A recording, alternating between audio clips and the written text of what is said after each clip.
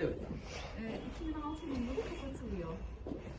80 yıllık bir hikayesi var. 81 yıl boyunca burada düşünmek üzere hapse giren insanlar için bir çalışma yaptı. Burası cezaeviydi. Bu bina 2006 yılına kadar kullanıldı. 2006 yılından sonra artık şehrin dışına taşındı.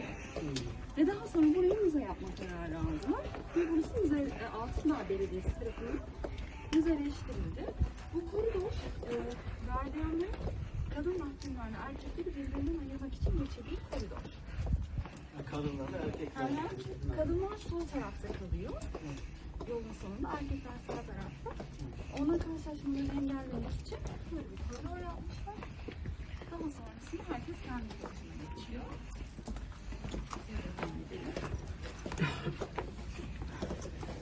Ondan sonra ertesi gün haberlerden, radyodan öğreniyor bir önceki gece idam olduğunu. Buranın en eski çekilmiş fotoğrafları 25 yılında, bu mekanın 25 yılında çekilmiş fotoğrafları. Burası önceden ilk zamanlar aslında at ahırı olarak kullanılıyormuş. Daha sonra Ankara'da bir cezaevi ihtiyacı oluşmuş. Adalet Bakanlığı ile İçişleri Bakanlığı demişler ki etraf boş. Biz mahkumları nasıl ıslah edebiliriz? En azından bu topraklarda çalışıp onları ıslah edebiliriz. O zaman biz burayı 25 yılında cezaevine dönüştürelim deyip 25 yılında buranın hikayesi başlıyor aslında. Şurası bir koğuş. Bir koğuşa gezeceğiz. Her sabah gardiyanlar mahkumların sayımlarını yaptıktan sonra akşama kadar onlara vakit veriyorlar ve avluda vakit geçirebiliyorlar.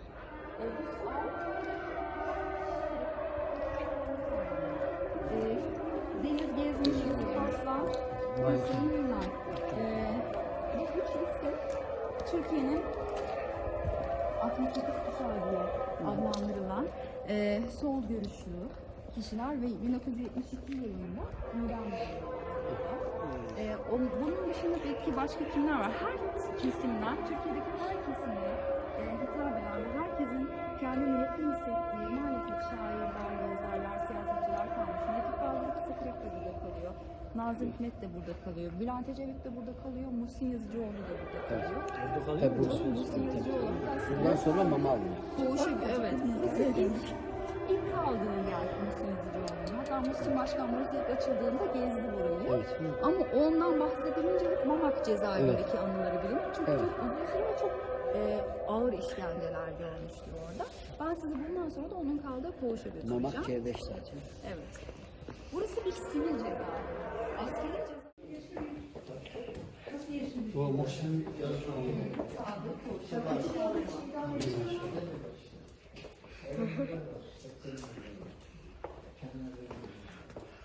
Hepsi Muhsin Yazıcıoğlu.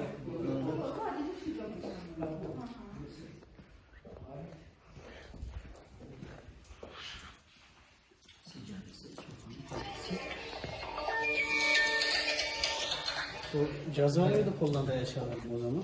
Evet. Efendim. Çok şükür şimdi yılbaşında beraber siz bir adamla. Takdir yok.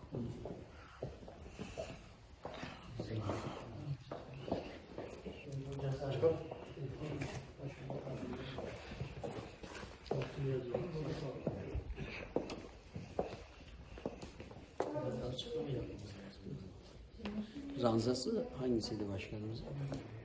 Şöyle, Raşid'in İsmail'den Muşasır'a kaldığını söylüyordu. Burada kalan kişilerle çalışma yaptı. Yani burada 70'li yıllarda, 80'lerde kalan kişilerle çalışma yaptı. Onlar bize ranzaların nasıl olduğunu, nasıl kaldıklarını, televizyonun karşıda olduğunu, işte saz çaldıklarını anlattılar. Onlara göre düzenleme yaptık. Bakın mesela yine eski fotoğraflar, burada kalan kişilerin fotoğrafları. Havuz, bahçede havuz var mesela. Şu üstteki havuzu görebilirsiniz. Bu kim o? Geri geri geri. Evet. Yukarıya diyorsun.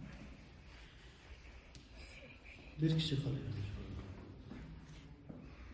Ulucanlar cezaevindeki tek kişilik hücre cezaevlerinde Doğu Türkistan'ın Uygur Türkleriyle böyle bir hücrede 10-15 kişiye yakın bir insan topluluğu kalıyor.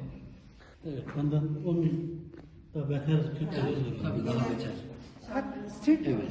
istiyorlar yan yana şu şekilde yan yana hep ayakta. Bir kişi Uygur Türklerine kadınların etlerini kestiklerini gördük. İşgal.